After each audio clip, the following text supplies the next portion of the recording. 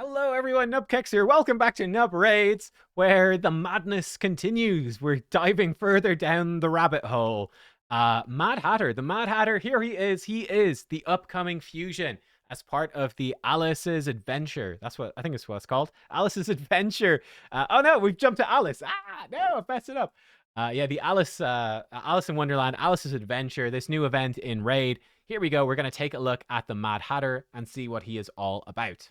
Let's actually take a look at the info from Plarium first to see what's going on. So this does start on Wednesday, the 8th of January, and it is going to be a mixed fusion event. That makes it, I think, pretty darn difficult. So a mixed fusion means you're going to have to collect fragments for epic champions, right, 4, and then fuse the 4 epics into the Mad Hatter. I mean, a big question that's on my mind, I just did a video on her yesterday when you're watching this, is there's a crazy new Void epic coming. I'm really hoping she might be part of the fusion. So even if you don't like this fusion, or you're a really early player, I mean, I'm starting the Hell Hades free-to-play challenge on Friday. Stay tuned for that. It's going to be fun. But that free-to-play challenge, not going to be able to complete the whole fusion, but that if I can get that Void epic with the revive with 2 turns of block damage and 100% turn meter, yes, please, I'll be very well set for progressing in the free-to-play challenge. I mean, everyone's going to... I mean, it's not really that helpful because everyone's going to have it, but hey, there you go. Anyway, we'll see. But yeah, these mixed fusion events are typically very difficult. You can't really miss any event because you need all the fragments, and then you still need to level up all the epics and ascend them. So they tend to be very hard, but we'll see. So the Mad Hatter, he is from the Knights Revenant. He's a legendary force support champion. They say Mad Hatter is a versatile PvE support champion specializing in spreading debuffs and empowering allies with healing, buff extension, and turn meter boosts. His toolkit is designed to keep allies alive in the fight while disrupting the enemy's strategy. Well, let's look at his actual skill set, and let's see if we agree. So, Dastardly Distillation, his A1, attacks one enemy 2 times. Each hit has a 25 books to 50% chance of stealing 1 random buff. Each hit also has a 75 books to 100% chance of applying a debuff spread effect, taking 1 random debuff from the target and placing it on all enemies under Hex. That immediately says Hydra. Hydra is the big area for Hex.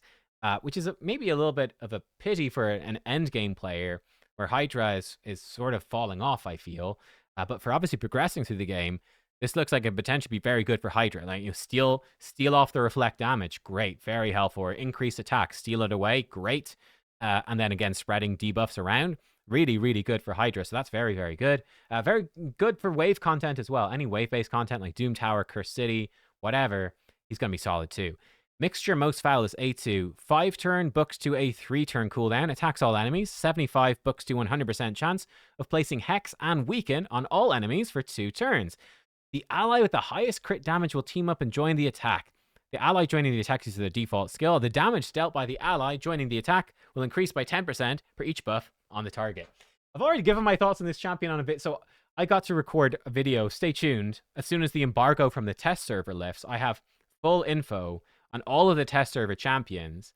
And I did talk about him in this video, but this skill actually combines 2 characters. So Carolon the Ringer, a Void legendary who has AoE Hex and Weaken. Very unusual combination. That is what we are getting with this AoE Hex and Weaken. Again, fits in very, very well to a Hydra team. You think about, I'm running like an Ugo or a Stag Knight. I've got my AoE decreased defense. AoE Weaken champions, there's not that many that are easy to get, that are very good for Hydra.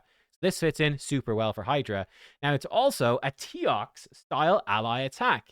It's something that you might not initially realize with Teox, but funny, like his A3 can have like a 16 times damage multiplier. It is crazy. For Hydra, you do his A2 twice manually to get him stacked up at 50% more attack, and then he just spam his A1. Why? Because this ally attack is so powerful.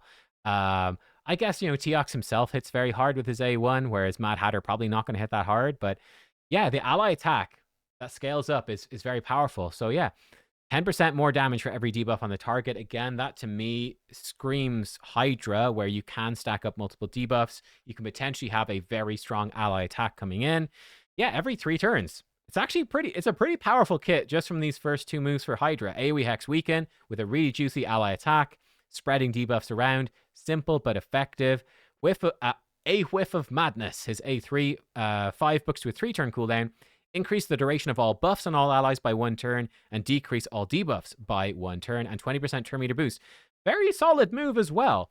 You could maybe use him as a... Not really... yeah, I remember talking about this in the other video. It's not really an initial turn meter booster, like an Arbiter, who goes first, because he's manipulating buffs and debuffs.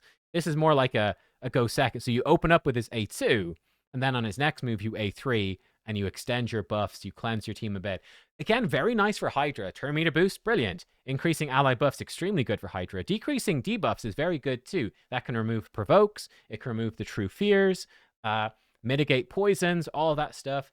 Seems like he's a very solid, he's just very much a Hydra champ. Again, also very good for wave-based content. New Faction Wars, when that comes out, we're expecting it soon. He'll be very good there too. AoE Hex Weaken with ally attack, debuff spreading, stealing any buffs they get, turn meter boosting, cleansing a bit, doing a lot of stuff. His passive is what is probably the most exciting thing for me. It's definitely the most unique. Every 10 turns taken by allies heals all allies by 20% of their max HP. That's great. That's actually really good. That is a lot of healing, again, in the bigger team mode. So not as good in Arena, but very, very good in Hydra, or like Doom Tower, where you've got 5 champs. Hydra, you've got 6. It becomes stronger the more allies you have. Potentially a monstrous amount of healing. Potentially enough healing to keep your team alive just by himself. Very, very strong. Every 6 turns taken by enemies places True Fear on all enemies for 1 turn. Yeah, so not for Hydra, this one doesn't work there.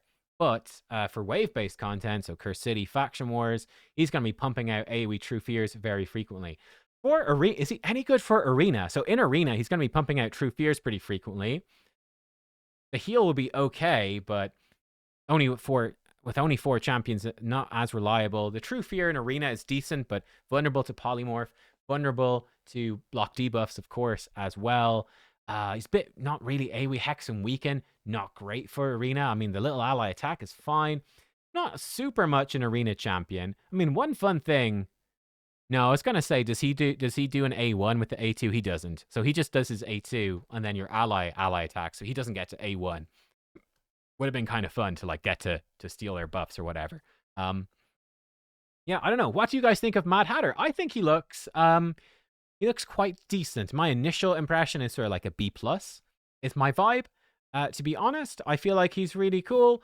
For Hydra, I don't know, you know. And then it's one of those things of, I think for an early game player, he's good. I think he is good, for sure, because if you need to progress in Hydra, he's bringing you really everything you need in Hydra. AoE Hex Weaken, probably good damage to the ally attack, great A3, great A1, the healing, probably very, very solid for Hydra progression. Great for that. Outside of that, doesn't look too insane. Very good for Faction War progression if you need it, but then it's that question moving forwards into the rest of 2025. We know that there's new Faction War content coming. He could be he's going to be excellent for it, but we don't know how hard it's going to be. I mean, it's probably going to be pretty hard. Let's be real. But yeah, is he worth grabbing for that? I don't know. It depends how well you are set up. Likely to be very good for it, but we don't know for sure. Curse City. Again, if they ever expand Curse City, if they ever add more stuff to it, he'll be great. But then again, they might never add stuff to Curse City. They've said they would, but they might not, you know?